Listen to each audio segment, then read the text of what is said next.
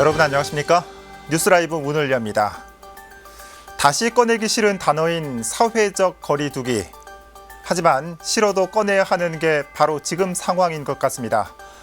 수도권 코로나 확진 환자가 빠르게 늘어나면서 정부가 다음 달 14일까지 수도권 공공다중시설 운영을 한시적으로 중단하기로 했습니다. 오늘 뉴스라이브에서 관련 소식과 그리고 확진자 발생 상황 자세히 짚어보겠습니다. 5월 29일 뉴스라이브 지금부터 시작합니다. 오늘의 헤드라인입니다. 오늘부터 6월 14일까지 2주 동안 미술관과 박물관, 공원 등 수도권 모든 공공다중이용시설 운영이 중단됩니다. 상가 무단 점유를 이유로 마포구 시설관리공단이 상인들에게 부과한 가산금을 공단이 철회했습니다. 법적 논쟁이 부담으로 작용했다는 여론입니다. 코로나19 확산으로 항균필름과 소독제 사용이 늘고 있습니다. 전문가들은 효과를 맹신하지 말고 올바른 사용법을 강조합니다. 서울 개별 공시지가가 8.25% 상승했습니다. 서초와 강남, 성동구 순으로 높은 상승률을 보였고 종로와 구로는 상승폭이 가장 적었습니다. 수도권을 중심으로 코로나19 확진자가 급증하고 있습니다. 정부가 이에 따라 앞으로 2주간 수도권 지역의 공공다중이용시설의 운영을 중단하기로 했습니다. 자세한 내용 취재기자 연결해 살펴보겠습니다. 태윤영 기자. 네, 보도국입니다. 네, 정부가 강화된 방역 조치를 시행하기로 했다고요. 어떤 내용을 담고 있습니까? 네, 부천 쿠팡 물류센터 등 이 수도권에서 코로나19 확진자가 증가함에 따라 정부가 서울과 경기, 인천을 중심으로 강화된 방역 조치를 내렸습니다. 이에 따라 미술관과 박물관, 국공립극장 등 실내외 상관없이 모든 공공다중이용시설의 운영이 중단됩니다. 네. 다음 달 14일까지 약 2주간입니다. 이 정부나 지자체가 주관하는 행사도 연기되거나 취소됩니다. 수도권 소재의 정부기관과 공기업 등에서는 재택근무제나 시차 출퇴근제 등 유연근무가 시행될 예정입니다. 민간시설의 경우에도 행정조치가 시행됩니다. 이 정부는 수도권 지역의 PC방과 노래연습장, 학원 등의 운영 자제를 권고했습니다. 예. 이 불가피하게 운영하는 경우에는 출입명부 작성과 발열 체크는 물론 PC방에서는 이용자 간 최소 1m의 간격을 유지해야 하는 등 이 시설별 방역 수칙을 지켜야 합니다. 이를 어길 시에는 고발과 집합금지 조치가 내려질 수도 있습니다. 끝으로 정부는 이 부천 물류센터발 이 확진자 급증과 관련해서 2주가 수도권 감염 확산을 막는 데 중요한 고비가 될 것이라면서 이 수도권 주민들에 대해서는 불필요한 외출과 모임, 행사 등을 자제할 것을 권고했습니다. 그렇군요. 지역 감염 사례 짚고 가보죠. 오늘 발표된 코로나19 확진자 현황은 어떻게 됩니까? 네, 질병관리본부는 29일 0시 기준 서울의 신규 확진자 수는 20명으로 누적 확진자 수는 846명으로 집계됐다고 밝혔습니다. 같은 시간 기준 전국 누적 확진자 수는 전날보다 58명 늘어 11,402명으로 조사됐습니다. 오늘 확인된 신규 확진자는 서울과 경기에서 각각 20명, 인천에서 18명 등 모두 수도권에서 발생했습니다. 사망자는 발생하지 않아 269명으로 확인됐습니다. 지금까지 보도국에서 전해드렸습니다. 네, 태윤영 기자 수고했습니다. 코로나19 발생 상황 살펴봤습니다. 한편 중구청은 어제 충정로 센트럴플레이스의 KB생명 전화영업소에서 8명의 확진자가 나왔다고 밝혔습니다. 지난 26일 해당 사업장에서 첫 확진자가 나왔고 지금까지 모두 8명이 확진 판정을 받았습니다. 방역당국은 해당 건물을 폐쇄하고 밀접 접촉자 110명에 대한 검사와 자가격리를 완료했습니다. 확진자에 대한 역학조사가 진행 중이며 건물 전체 직원 2천여 명을 검사할 예정입니다.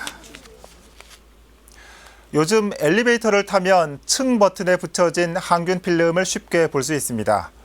또 뿌리는 소독제나 알코올 솜은 생활 방역의 한 축으로 자리 잡았습니다. 그렇다면 과연 이 같은 위생 제품들의 효과는 어떨까요? 태윤영 기자가 슬기로운 위생 제품 사용법 취재했습니다. 엘리베이터에 붙은 항균 필름. 이제는 익숙한 풍경이 됐습니다. 제가 본 거는 이제 아파트에도 있고 지금 빌딩 같은 데도 많이 있는 것 같습니다. 그렇다면 항균 필름의 효과는 어떨까요? 이 항균 필름에 함유된 구리 성분에 주목할 필요가 있습니다.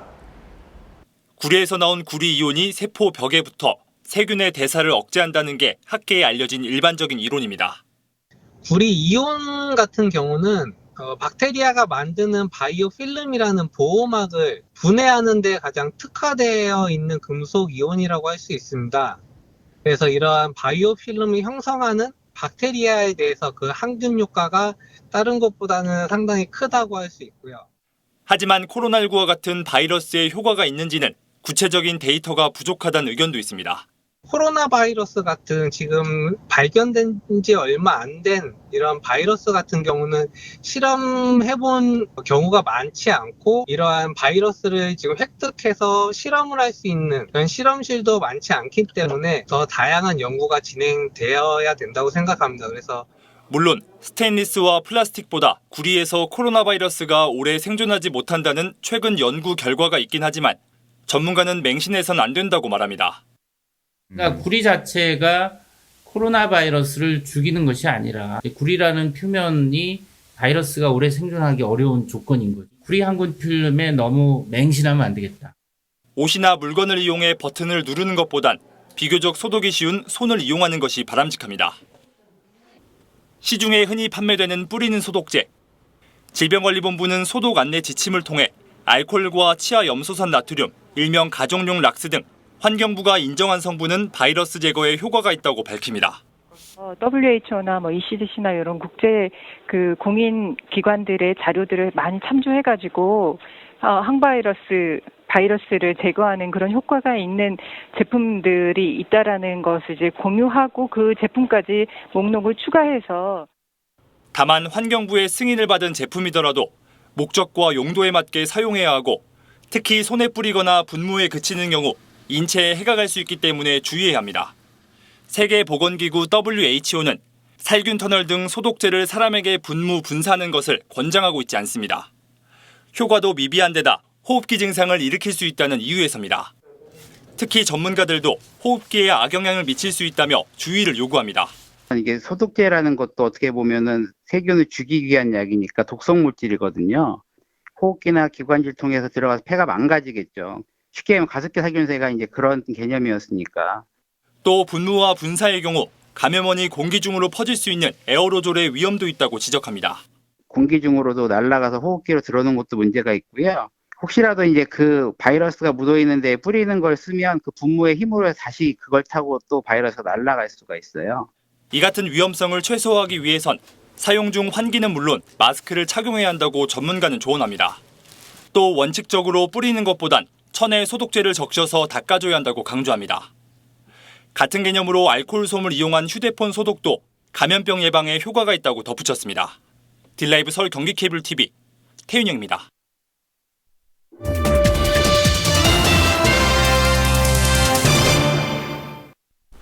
상가를 무단으로 점유했다며 마포구 시설관리공단이 상인들에게 부과한 1.3배의 가산금. 결국 공단이 가산금을 철회했습니다. 상인들을 구제하기 위한 조치라지만 사실은 법 위반 여부를 두고 부담이 컸던 것으로 보입니다. 천서영 기자입니다.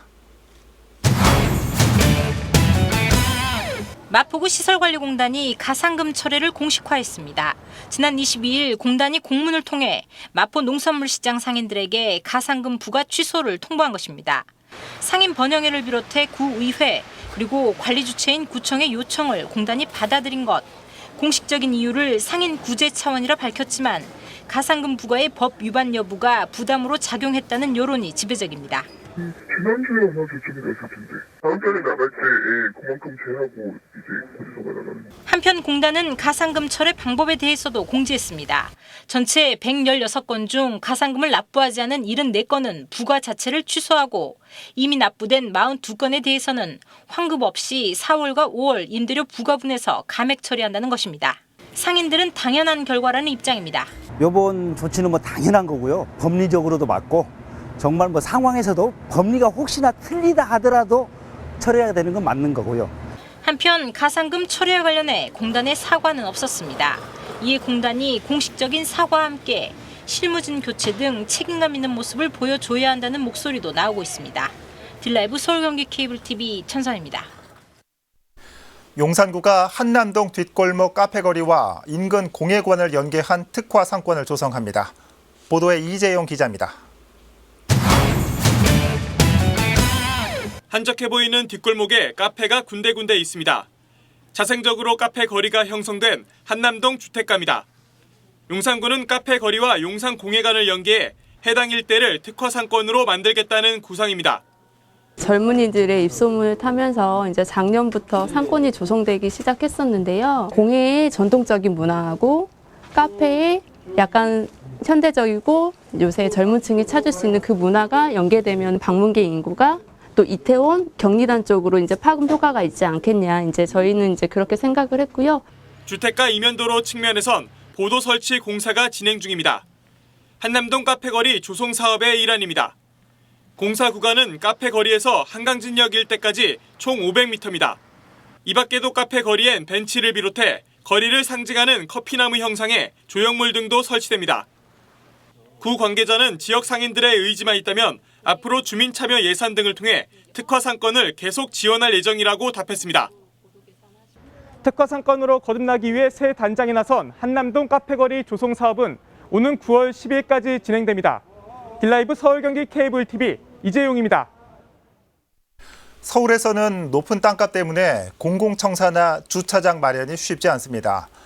강남구에서는 부족한 문화 체육 공간을 확보하고 주차장 이용의 편의를 높이기 위해 코로나19 기간 동안 기계식 주차장의 시설 개선을 통해 이 같은 문제를 해결했습니다. 지혁배 기자입니다. 강남구의 한 주민센터 앞입니다. 민원인들을 위해 도로변에 별도의 주차 공간을 마련해 운영하고 있습니다. 건물 지하 2개 층에 10여 대의 주차면이 있지만 이용이 쉽지 않기 때문입니다. 지하 주차장을 이용하기 위한 차량 전용 엘리베이터입니다. 1900cc 이상의 차량은 이용할 수 없습니다. 주민센터를 지을 때보다 민원 차량이 대형화되고 이용하기에도 불편하다 보니 외면받고 있는 겁니다. 강남구는 설문조사를 벌여 필수 주차면만 남겨놓고 주차장 한 개층에 주민들이 체육활동이나 문화 강좌를 들을 수 있는 다목적실을 만들었습니다. 샤워실과 휴게실도 함께 조성했습니다. 몇 년 동안을 이거 주차장을 무용지물로 주차장도 아니고 그 빈 공간으로 있었습니다. 여기를 좀 많이 활용해서 또 홍보도 많이 해서 주민들도 많이 참여하도록.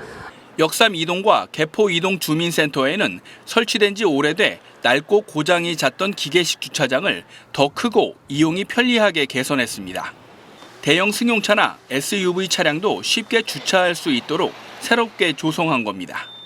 지금은 뭐 RV 차량도 많고 해서 거기에 맞추어서 이제 개보수를 이제 시작했습니다. 실제로 이용률이 한 하루 평균 10대 미만인 것을 이제 많이 이용할 수 있도록 이제 기대하고 있습니다. 예. 코로나19로 주민센터에 있는 문화센터가 잠시 쉬는 사이 새 단장을 마친 기계식 주차장은 모두 3곳. 부족한 문화체육시설 확보와 주차 이용 편의를 높인 행정 사례로 주목받고 있습니다. 딜라이브 서울 경기 케이블 TV 지역배입니다. 최근 자치구마다 강력 범죄를 줄이기 위해 애쓰고 있습니다. 지난 5년간 노원구의 5대 범죄 발생 건수를 보니 26%가 줄었습니다. CCTV 확대 설치와 범죄 예방 환경 조성 효과가 컸다는 분석입니다. 박선화 기자의 보도입니다. 지난 1월 말 새벽 노원구 상계동의 한 상가 앞에 남성 한 명이 서성입니다. 이 남성은 현금 인출기에서 돈을 찾아 다른 남성과 만납니다. 돈을 주고받은 두 사람은 담배로 보이는 물체를 나눠 피웁니다. 이 광경을 유심히 관찰하던 노원 스마트 도시통합 운영센터 직원. 대마초 거래 현장이라 직감하고 경찰에 신고합니다. 두 사람은 결국 마약 거래 현행범으로 체포됐습니다. 길가에서 사람들이 이렇게 두 명이 이렇게 하고 있는 거를 좀 의심스럽게 좀 생각을 해가지고 담당 직원이 그걸 계속 보고 있다가 경찰에 신고를 해가지고. 방범용 CCTV가 범죄 예방은 물론 검거에도 혁혁한 공을 세우고 있습니다. 현재 노원구 전체 CCTV는 1990대, 노원구청 스마트 도시통합 운영센터 직원 34명이 24시간 매일 눈으로 지역 곳곳을 예의주시하고 있습니다. 구는 범죄 예방 환경 조성에도 집중하고 있습니다. 범죄에 취약한 일반 주택가에 보안 등과 반사격, 가스관 방범덮개 7천여 개를 설치했습니다. 정책은 효과를 보고 있습니다. 지난 5년간 살인과 강도, 성폭행 등 노원구의 5대 범죄 발생 건수가 5,312건에서 3,935건으로 26% 감소한 겁니다. 한 5대 범죄 같은 경우에는 한 1,400건 정도 줄었고요. 특히 2014년에 비해서 절도, 일반 주택 같은 경우는 절도들이 좀 많이 있었는데 이거는 거의 43% 정도 줄어드는 그러한. 구는 무인 카메라는 확대 보급하고 CCTV 관제센터도 세단장할 계획입니다. 아울러 구청과 경찰, 주민이 함께하는 방범 활동도 강화할 예정이라고 밝혔습니다. 딜라이브 서울 경기 케이블 TV 박선아입니다. 서울의 개별 공시지가가 8.25% 상승했습니다. 12.35% 상승했던 지난해와 비교했을 때 다소 낮게 상승했는데 전반적인 부동산 시장 보합세가 지속됐다는 평가입니다. 자세한 내용 전해드립니다. 올 1월 1일 기준 서울의 개별 공시지가 상승률은 8.25%. 12년 만에 가장 높은 상승률을 보였던 지난해보다는 약 4.1%포인트 낮게 오른 수치입니다. 하지만 최근 7년간의 상승률을 봤을 땐 지난해에 비해 두 번째로 높은 상승률로 결정 공시 대상 토지의 97.2%인 85만 6,168필지가 상승했고 1.9%는 보합세를 유지했습니다.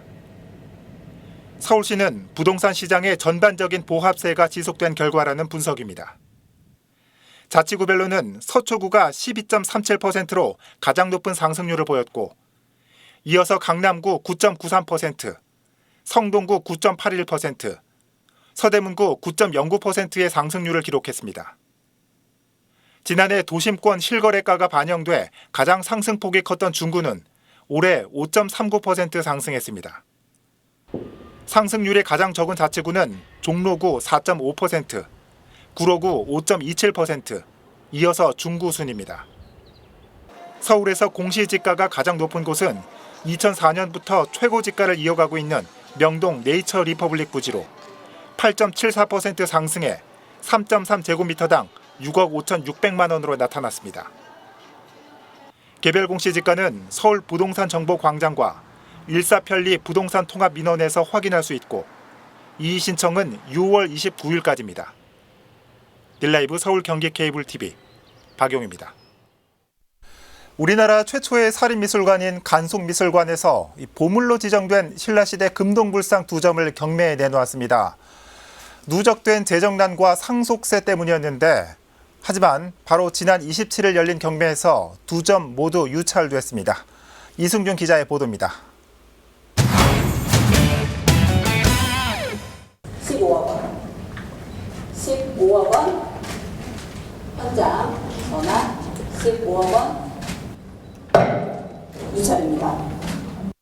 보물 284호 금동 열애 입상과 보물 285호인 금동 보살 입상.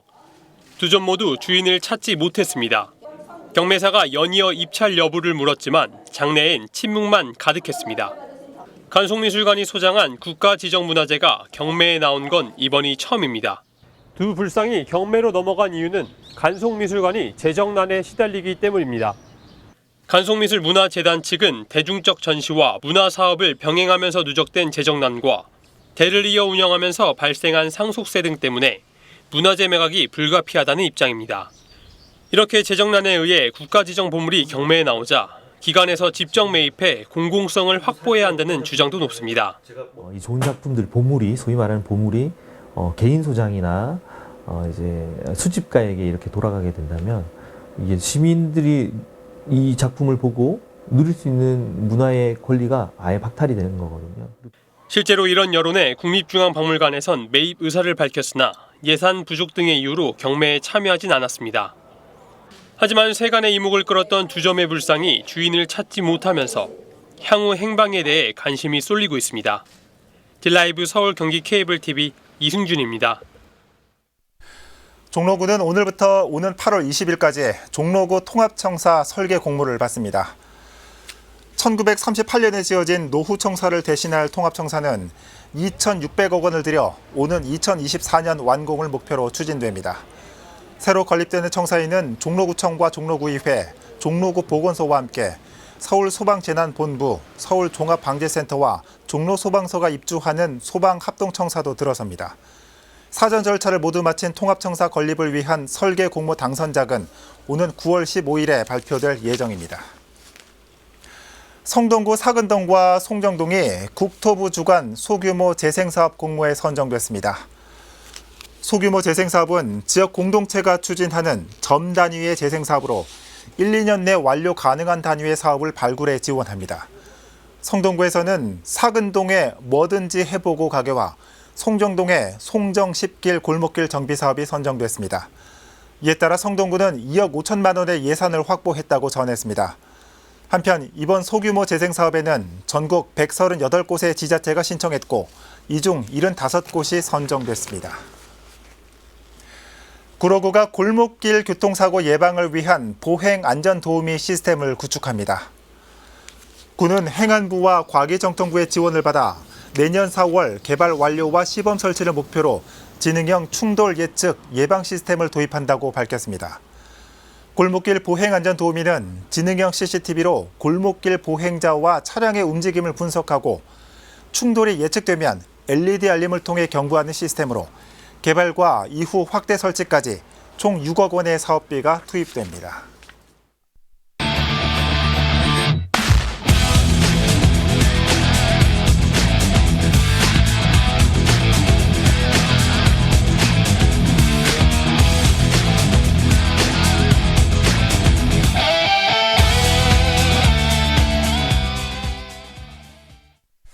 미술관과 박물관, 그리고 공원에서 집단 감염 사례가 발생한 적은 한 번도 없었죠.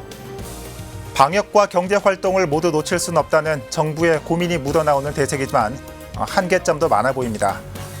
거꾸로 생각하면 집단 감염이 우려되는 여러 시설들에 대해서는 민간의 적극적이고 자율적인 참여가 필요하다는 뜻이겠죠. 뉴스라이브 마칩니다. 시청해 주셔서 고맙습니다.